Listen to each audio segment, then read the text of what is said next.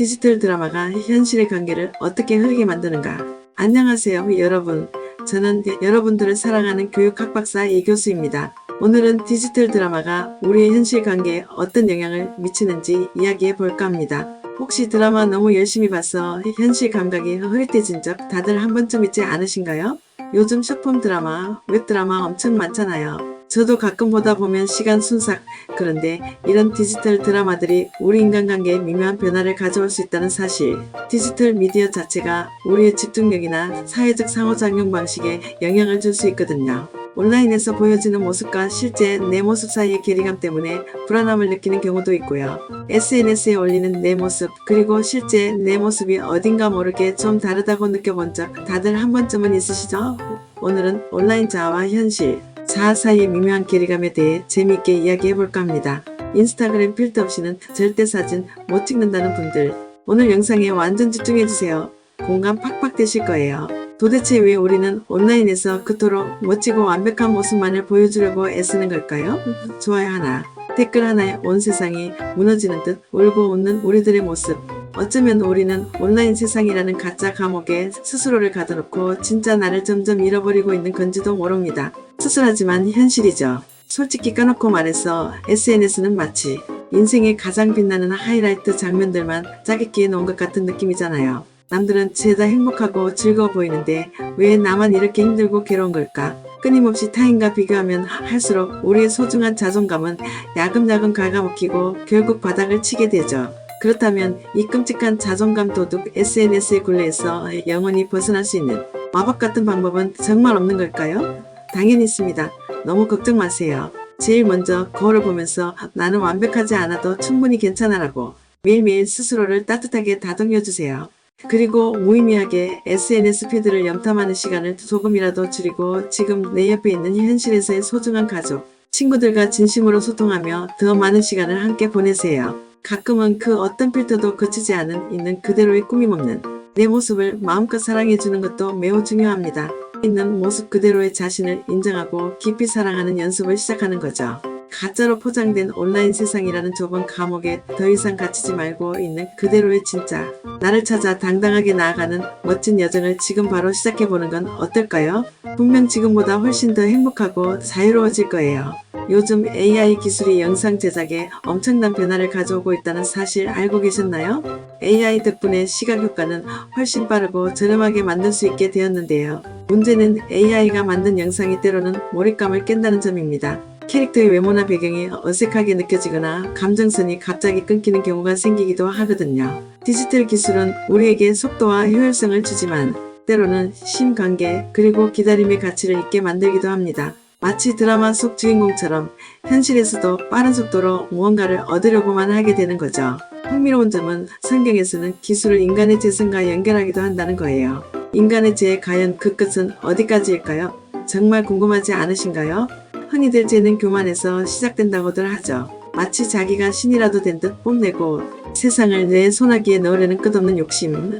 정말 무서운 생각입니다. 판넨베르크라는 학자는 죄를 하나님과의 관계가 완전히 끊어지는 것으로 봤다고 해요. 심각하죠? 그리고 성경 속 아담과 하와 이야기도 절대 빼놓을 수 없겠죠. 그들의 타락이 우리 모두의 원죄라고 합니다. 즉 우리는 태어날 때부터 악을 향하는 성향을 어느 정도 갖게 된다는 것이죠. 정말 놀라운 사실입니다. 맥그레스라는 분은 이걸 인간 유전자의 생존 본능과 연결해서 흥미롭게 설명하기도 했대요. 완전 신기하죠? 그런데 재밌는 건 때로는 힘이 없는 것이 죄를 낳을 수도 있다는 역설적인 주장이 있다는 거예요. 약하면 소중한 것을 빼앗기고 억울한 일을 당해도 제대로 저항조차 못하잖아요. 얼마나 속상하겠어요? 억울하면 정말 안 되는 거잖아요. 하지만 그렇다고 해서 약한 게 무조건 죄가 되는 건 절대 아니라는 점 꼭 기억해 주세요. 기독교에서는 타락한 인간은 스스로 하나님을 사랑할 자유의지조차 없다고 봅니다. 죄의 굴레에 갇혀서 꼼짝 못한다는 것이죠. 쯧쯧 정말 안타깝네요. 옛날 사람들은 도덕적으로 깨끗하게 살려고 엄청나게 노력했다는데 요즘은 글쎄요, 하나님 없이 스스로 모든 것을 해결하려는 욕망이 기술에 반영될 수 있다는 거죠. 디지털 세상은 정보의 홍수 속에 살아가지만 역설적으로 진정한 관계는 점점 더 가상화되고 있는 건 아닐까요? 연애 프로그램 보면서 나도 저런 연애하고 싶다 생각할 수 있지만 모든 인간관계를 로맨스로만 바라보는 건 위험할 수 있습니다. 모든 인간관계는 정말 로맨스로 이어질 수 있을까? 라는 질문인데요. 혹시 여러분도 그런 상상 한 번쯤 해보신 적 있으신가요? 예를 들어 너무나 소중한 친구와 끈끈한 우정을 나누면서 혹시 우리 썸 타는 건 아닐까 하고 혼자 설레본 경험 말이에요.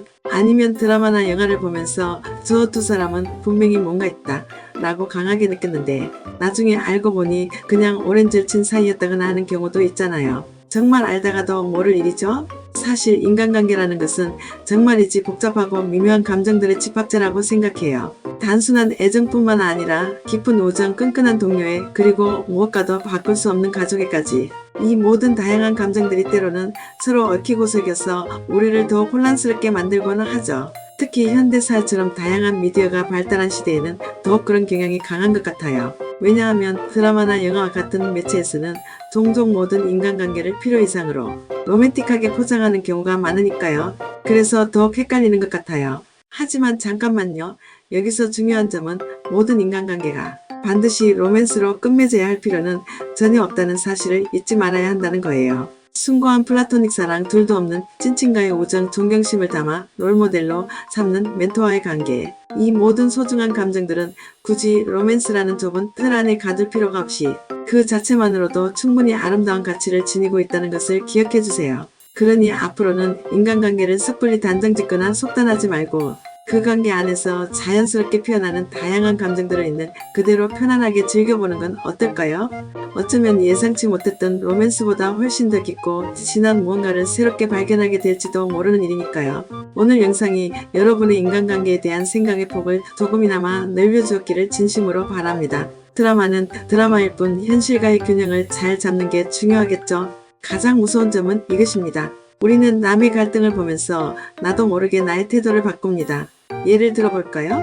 분노 가득한 온라인 논쟁을 자주 보면 일상에서 누군가가 실수했을 때 한 번쯤은 너그럽게 봐주던 마음이 줄어듭니다. 누군가의 실패를 봤을 때 불쌍하다는 마음보다 비난하고 싶은 마음이 더 먼저 올라올 수 있습니다. 그리고 그 부정적 감정은 고스란히 가족, 친구, 직장 동료에게 흘러갑니다. 결국 우리는 우리가 소비한 감정 그대로 타인과의 관계를 맺게 됩니다. 다른 사람들의 언쟁이나 다툼을 지켜보면서 나도 모르게 나의 태도나 행동에 변화가 생긴 경험 다들 있으신가요? 신기하게도 직접 겪는 것이 아니라 단순히 남의 갈등을 구경하는 것만으로도 우리는 놀랍도록 많은 교훈을 얻을 수 있다는 사실.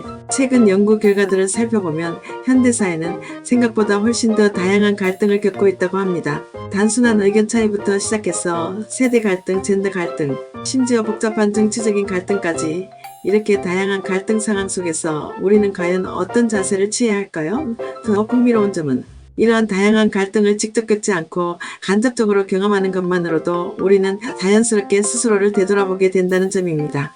예를 들어 친한 친구가 직장 상사와의 불편한 관계나 심각한 싸움에 대한 이야기를 털어놓을 때 우리는 자연스럽게 나라면 저 상황에서 어떻게 대처했을까 하고 스스로에게 질문을 던지게 되죠. 또 온라인 커뮤니티나 SNS에서 뜨겁게 벌어지는 논쟁이나 댓글 싸움을 무심코 보면서 나는 절대 저렇게 감정적으로 행동하거나 저런 실수를 저지르지 않아야지 하고 조용히 다짐하기도 합니다. 이처럼 남의 갈등은 우리에게 직접적인 피해는 주지 않으면서도 간접적인 학습 기회를 제공해 준다는 놀라운 장점이 있습니다. 뿐만 아니라 갈등을 해결하는 다양한 방법들을 간접적으로나마 배울 수 있다는 점도 중요합니다. 서로의 입장을 객관적으로 이해하고 건설적인 타협점을 찾아가는 과정을 지켜보는 것은 우리가 앞으로 더 나은 사람이 되도록 도와주는 소중한 경험이 될 수 있습니다. 물론 갈등은 그 자체로 불편하고 가능하다면 피하고 싶을 때도 있습니다. 하지만 갈등이라는 것은 제대로 관리하고 해결했을 때 우리를 더욱 성숙하게 만들고 궁극적으로는 더 나은 사회를 만들 수 있다는 것을 항상 기억해야 합니다. 이건 정서전염입니다. 여러분 혹시 이런 경험 있으신가요?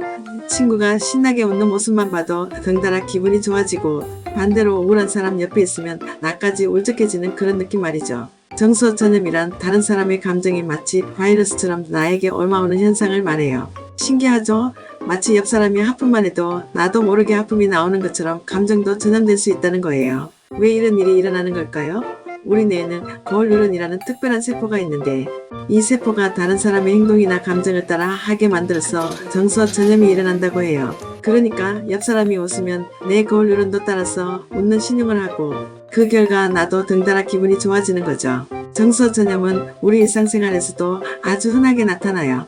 예를 들어 영화를 볼 때 슬픈 장면에서 나도 모르게 눈물이 핑 도는 것도 정서 전염 때문이고요. 콘서트장에서 신나는 음악에 맞춰 다 같이 열광하는 것도 정서 전염에 좋은 예시랍니다. 재밌는 건 정서 전염은 긍정적인 감정뿐만 아니라 부정적인 감정에도 똑같이 적용된다는 거예요. 그래서 우울하거나 짜증내는 사람 옆에 오래 있으면 나까지 기분이 나빠질 수 있는 거죠. 이럴 땐 잠시 거리를 두거나 긍정적인 생각을 하려고 노력하는 게 중요해요. 정서 전염 알면 알수록 신기하고 재밌죠? 우리 모두 긍정적인 정서를 주변에 널리 퍼뜨리는 사람이 되도록 노력해 보자고요. 생리학적 반응 몸은 어떻게 반응하는가? 코르티솔 분비 증가. 우리 몸은 온라인에서의 부정적인 콘텐츠도 실제 위협처럼 받아들입니다. 특히 스트레스 호르몬인 코르티솔이 분비되며 심장 박동이 빨라지고 근육은 긴장하게 됩니다. 이런 상태가 장기화되면 면역력 저하, 수면장애, 위장장애로 이어집니다. 자율신경계의 불균형, 교감신경계가 자꾸 활성화되고 부교감신경은 억제됩니다. 긴장 상태가 지속되면 몸은 늘 도망치거나 싸울 준비만 하게 됩니다. 결국 피로감, 두통, 짜증, 무기력으로 삶이 무너져 갑니다. 특히 드라마 속 상품이나 스타일이 우리 소비 습관에 영향을 주는 건 말할 것도 없겠죠. 10대들은 쇼폼 미디어를 하루 평균 75분이나 본다고 하니 드라마의 영향력이 얼마나 클지 상상이 가시죠? 긍정적인 부분도 분명히 있어요. 새로운 인간관계를 맺거나 가상현실을 통해 다양한 경험을 할 수도 있죠. 하지만 익명성을 이용한 사이버 폭력이나 너무 많은 정보 때문에 오히려 깊이 있는 생각을 못하게 되는 경우도 있답니다. 디지털 격차 때문에 정보 접근성이 떨어지는 분들도 계시고요. 그래서 미디어 리터러시 교육이 중요해요. 정보를 비판적으로 평가하고 건강하게 소비하는 능력을 키워야 합니다. 디지털 기술을 인간관계를 풍요롭게 하는 도구로 활용해야지 대체하게 둬서는 안 되겠죠. 드라마는 때로는 사회의 긍정적인 메시지를 전달하고 현실을 반영하기도 합니다. 하지만 디지털 시대에는 우리가 디지털 기술 사용 시간을 줄이고 자신만의 가치관을 확립하는 것이 중요해요. 드라마 속 주인공들은 늘 멋지고 완벽해 보이죠. 하지만 현실은 글쎄요. 드라마처럼 흘러가지는 않잖아요. 드라마를 너무 많이 보면 현실의 관계에 대한 기대치가 높아질 수 있어요. 마치 드라마 속 주인공처럼 완벽한 사람을 찾게 된다거나 드라마 같은 로맨스를 꿈꾸게 되는 거죠. 또 디지털 드라마는 편집과 연출을 통해 극적인 상황을 만들어내요. 이런 자극적인 이야기에 익숙해지면 현실의 소소한 행복이나 관계의 소중함을 놓치기 쉬워요. 마치 인스턴트 음식에 길들여져 진짜 맛을 잊어버리는 것처럼요. 뿐만 아니라 드라마 속 갈등이나 오해를 보면서 현실의 관계에서도 쉽게 의심하거나 불안해하는 경향이 생길 수도 있답니다. 드라마는 드라마일 뿐인데 그걸 현실에 투영하게 되는 거죠.